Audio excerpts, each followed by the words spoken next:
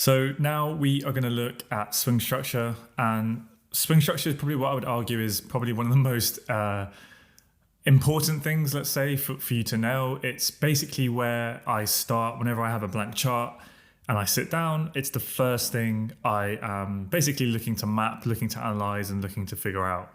So in live markets in the future, if you ever get confused, if you're ever getting lost, if you're wondering where to start, swing structure is always the starting point of sort of whatever time frame you were looking at, because once you can figure out what current swing range you are in, so where your current swing high is and where your current swing low is, that will tell you whether the swing trend is bullish or bearish, which for obvious reasons is quite important, what swing range you are working within. So that way you can build, it's kind of where you start from to build the rest of your analysis and where you start from to build your trade ideas. Because if you get your swing structure correct, obviously with using all of the other confluence you're going to be learning, but generally that's going to help you to be on the right side of the market far more often than not. Okay, so without further ado, let's just kind of dive into it. So a quick recap on sort of the basic theory. So actually I would recommend you probably have a little refresher of the very first video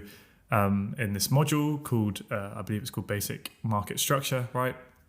And where we go over higher highs, higher lows, lower highs, lower lows, and strong and weak highs and lows, okay?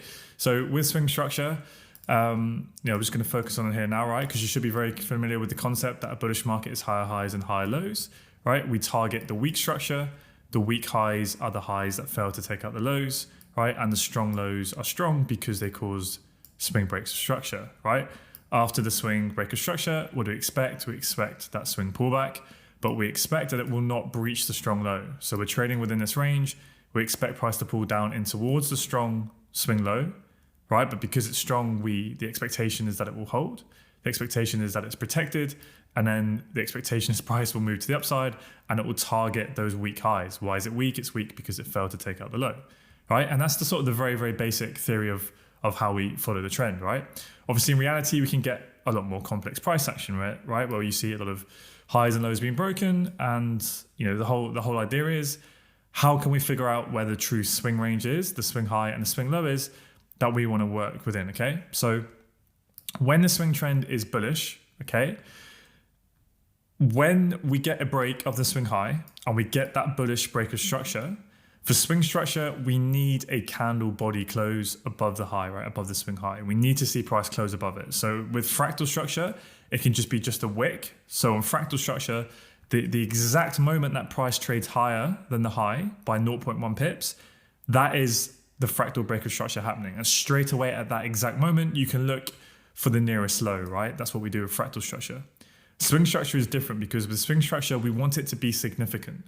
We want to see price close above the high. So you need to wait for the candle body on the time frame you're looking at. You need to see if it's going to close above, because sometimes it can move up and then it can spike back down. Okay, so you need to see a candle body close. Now, as soon as we get that is the swing break of structure, which is what we call a boss. To find a swing low in a bullish market, a swing low is the lowest point that broke the swing high. Okay, so for fractal structure, what is it? We always find the nearest low, which would be here if this was fractal structure. But for swing structure, we need to find the lowest point, okay? Because with fractal structure, we want to be aggressive. With swing structure, we want to be a lot more conservative. So when we get that break of structure and we want to go, okay, where is our new low? Because obviously at this point, right, we're trading between this high and this low, and price pulls back and it does its thing and it messes around. But once we get that bullish break of structure and the swing trend continues to the upside, the low doesn't stay here. We need to find the new low. And the new low is the lowest point that broke the swing high. Okay, so when we look back, obviously we can see it's this low here. Okay, so a mechanical way to kind of find that, and sometimes it's a bit tricky, is in a bullish market, the new swing low is the lowest point between the two highs. Okay, so that's your high, that's the high where it breaks. So from where the high is printed to where it breaks, between those two orange circles, the new swing low, when that boss occurs, will be the lowest point between those two there, okay? So you could grab your box tool and you could draw it from the high across to where it breaks, right? And then drag it down. It would help if I had a different color box. There we go, right? So that gray box, in between there, where's the lowest point? And that can help you, okay? So after the high is printed to where it's broken, where's the lowest point? That's always gonna be your swing low, okay? So in a bullish market, finding the swing low is 100% mechanical.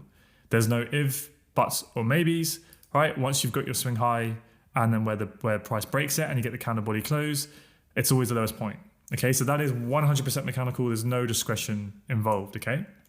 Now, once we have that break of structure, obviously we then start to expect that swing pullback is going to kick in, okay? But we can't map out where that swing high is until we've had significant enough of a pullback. Once we start to see a large enough pullback, right, relative to the recent price action, that's when you can then mark out the high, okay?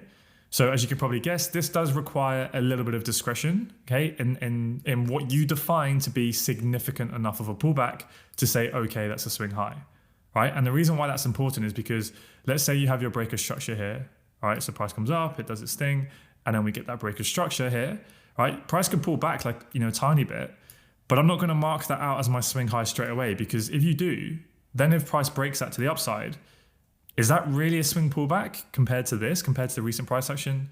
It's not, is it? That's more of a fractal pullback or potentially an internal pullback, right? So that's why I don't mark out in a bullish market, right?